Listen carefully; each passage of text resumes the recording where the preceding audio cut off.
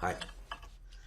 I just looking again at last night, and obviously some of the analysis looked at defending deeper to deal with balls over the top, and also the subject of restoring Fabinho to midfield was brought up again as well because of what you miss when both he and Jordan aren't there. But what do you feel you need to change, if anything, to rediscover the kind of continuity of positive results that we've seen from you? No, first problem is completely normal, and it's absolutely okay that everybody has an opinion about it. If you go through that game, we had the situation with the offside Timo Werner goal, and I think each team who play, you cannot avoid counterattacks with players when players like Timo are involved because of the speed he has. Is it about the general defending? Is it about your own attack? You cannot wait with your last line when you have your own attack, and then you theoretically lose a ball, and there will be counterattacks. Teams who defend really, really deep will face counterattacks. That's how it is. The other situation, when we conceded the goal, we had enough players behind the ball, so it's not that we were like surprised from the counter-attack. It was not about the high last line in that moment. It was we had the players there. We were actually too deep in that moment in the box when Mason Mount finished the situation.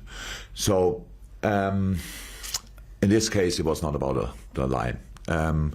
What was the other thing? Oh, Fabinho midfield. Yeah, would be great. We had the problem that Nate Phillips, who played now together with Ozan, couldn't play. So we had to make a decision. Do we take a now unexperienced pairing on the pitch, or do we take Fab? We decided for Fab. What was it? And now Ozan had yesterday after the game a little problem. Obviously played now a lot of games, and we will see if he's ready for Fulham. Doesn't look like in a moment, so we will have to find solutions. I understand it completely. Yes, you can have absolutely different views on the things, but in the moment when we make decisions because we think they are the best. Obviously, last night you explained Mo's substitution as well, and I know his agent tweeted something cryptic, but focusing it on Mo and purely his reaction as well, because it's easy for us to put two and two together, particularly when there were those quotes months ago saying that he was unhappy that he wasn't captain against Midtjylland. So it's easy for us to look at Mo last night and say, well, there could be a problem here. So what do you do to ensure that there is no lasting problem? Oh, talking. That's how it always is. I'm not even sure if this situation is now a reason for a proper talk about it, because there are different things. We are 1-0 down. That makes no player happy. You go off. You can react how you react in different ways because you are not happy about the general game. On top of that, you get subbed. You are a striker. You think you should stay on the pitch. That's all completely clear and not an issue. It's just normal life.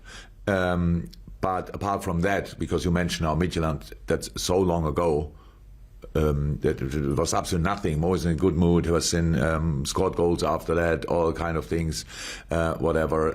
That's all okay. These things are not our problem. Is there an argument, though, that Mo, along with the rest of the front three, need to rediscover their best levels as well? And to that end, could the return of Jota, now that he's available, give them almost that extra competition that sees those levels raised once again? We all have to improve. Definitely. You only lose games when you have more potential than the results show. Then it's all about the performance, yes. And that's where we all have to improve. But Mo has still a great scoring record. So, but I'm sure everybody knows, and he knows himself, even he could have scored more goals, whatever. But that's not again, Mo's scoring record is not our problem. But it's in general we have to improve 100%. Thank you, Vinny. We've got to Jonathan either end, and then we've got to James from BBC Merseyside. Jonathan. Just looking ahead to the Fulham. Hello, Jürgen. Looking ahead to the Fulham game. What have you made of them, and what do you think of Scott Parker as a young manager? Great, absolutely great. Difficult getting relegated, getting promoted, which is already difficult enough, but a big achievement. And when you see them, I like that really. I thought it the other day when the way Brighton is playing, the way Fulham is playing, it's really exceptional in this league. Yes, it's tough to stay in, but I think it's a really good sign for England to see that these young English managers, if Graham Potter is English as well, is he? Yes. Yeah. So, Irish or Scottish, sorry. That is really good and a good sign, because they tried to stay in the league with two teams, for which is difficult, but they do it in a football way, and I think both of them show really that they are ready for a big career, and that's good for English coaches in general, I think. So if now look at Fulham, difficult start, and now meanwhile in the last few weeks, for sure they had got more points than we got in the last few weeks, so that says already everything. So that will be a tough one. They have it's a football playing team. They have an incredible possession record for a team in that area of the table. So they try it their way, and it looks like it will work out. So a few months ago, maybe it looked like it's already decided which three teams will go down, and that's now completely different. So it's all close again. And Fulham lost. I couldn't see it yet. We have the analyze meeting after this press conference. But I saw a few pictures yesterday from the game, and you saw really I'm not sure if dominant, but a very active Fulham side, and Tottenham had to do everything to defend them, and that's what will be the job for us as well. I hope we can have a little bit more of possession and can create more problems for them as well. But we have to be ready for a proper game, because it's not you shouldn't make the mistake to judge Fulham because of their position in the table. You have to judge them because of the performance they're able to show, and that's what we do. Can I ask, does a run like this change in any way the way you operate as a manager? I mean, what do you find yourself doing more of on the training field? We adapt to the situation always, and you cannot always adapt to the result or whatever that would mean. I don't know exactly, but to the situation of the players we have available, to the circumstances the players are in, the way we want to get stability, the way we have to create, the way we have to, of course, we work on finishing as well. So it's not. There's always an awful lot to do. There's only little things you only can just let run, like, because they work anyway. But the most important thing is that we have to, and I said it last night, and I cannot change that now overnight. The things we have to improve is our decision making in decisive moments. That's clear. That's obvious, I think. And with the few good things we did last night, in the end, I'm not sure 100% on our numbers now, but Chelsea had more shots on target than we had. So, and that's something. Shots on target are not the sign. It's the goals you score, but it's a sign. So, and we have to in these moments when you are in. I said it last night. A lot of things were really good, but the last pass was not good enough, and that killed these situations then. And there we have to work on. We do that, but in the end, it's football as well. It's about creating a feeling in the game, like a confident whatever. And if you are 1-0 down, it's different to being 1-0 up. So, and we with that one situation, we brought us in a situation where we had to chase the game again, and against a quality side like Chelsea, that doesn't make life easier, especially if you then don't use the situations you have. Like, we know the big chances we had, and if you use them, then the whole game can change. If not, they're not. Thank you. We'll take one from James Malford, then one from TalkSport. Conscious we've got two embargoed sections, and we have been doing a lot of presses. James, then Ian.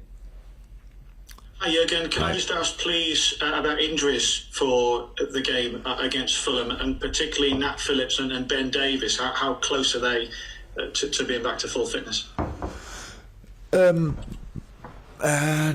Nate, I think, will be ready, and Ben as well. So for Ben, it's now, it's not easy. So in our situation, we brought him in, and he has to adapt and all these kind of things. He's a really good player, but we have just to make sure that we try to make sure that the people who play with each other, and if you bring one new player and a second new player, they change and everything. And so we have to see which decision we make for it. But it looks like from the boys that were available, could be, and I didn't get the final information yet, only yesterday after the game, could be difficult or the game could come too quick for Ozan. But Nate should be ready again, and Ben anyway. Okay, thank you. One for you, Ian, and then we'll go to Carl Markham from Press Association. Hi Jürgen, how are you? You alright? Kind of. Kind of. I just wondered if you think this dip in form is actually was inevitable. You worked so hard climbing the mountain the last 2 years, winning the European Cup, World Club Cup, Premier League. I just wonder whether or not it's kind of inevitable that the dip in form was going to come because you worked so hard to get to the very, very top. Oh, I don't think so. And inevitable means unavoidable, or exactly. Yeah, okay. It's always going to happen. So maybe that it goes constantly in one direction is I'm not sure if that's possible or not. There are other teams in the world that did that, but you only can do that if you have if your problems are not getting bigger than the solutions you can have, and so that's it. And I think it's the most difficult league to stay on top of everything for a long period is England. It could happen. There's one team who maybe has everything for it. The team, obviously the players, the manager, the money, and all this kind of thing. That is Man City. All the rest has to fight with all you have to get close. And when you are close enough, then you can maybe make it. What we showed last year. But there's a big difference between what the situation we are in now and the situation which could have happened. So becoming second or third or whatever in a year when it's not perfect for you is, I think, for everybody absolutely okay. You have the chance to go in cup competition far. You have the chance to go in the Champions League as far as possible. All these kind of things. But our situation is different. I think we all agree it's a really strange one, injury-wise, and football is much more a rhythm game than maybe people might think. Means when you can rely on different things, when you can build on different things, then you can reach your personal best as a team. And we never had that situation this year, that we really could build on something because we had to change too much, and that's it. Again, that's the situation. That makes it now. That shows why it was clear it will be difficult for us from a specific point in the season on. But then, of course, the job you have to do then is to fight with all you have to get results anyway. Maybe not with your absolute best football or whatever, but results anyway. And that's the point where we didn't do well enough because we didn't get results. And like in an average game, you still can win it or you can draw it or whatever. But we lost even games where we were actually good, and that's of course then not exactly how it should be, or it's absolutely opposite of it. And that's what we how I said, we are very self-critical, we know that, and we take and face all the criticism. That's absolutely okay, but it's still our situation, and we cannot change it now. We cannot change the past. The only thing we can try to change is the near future.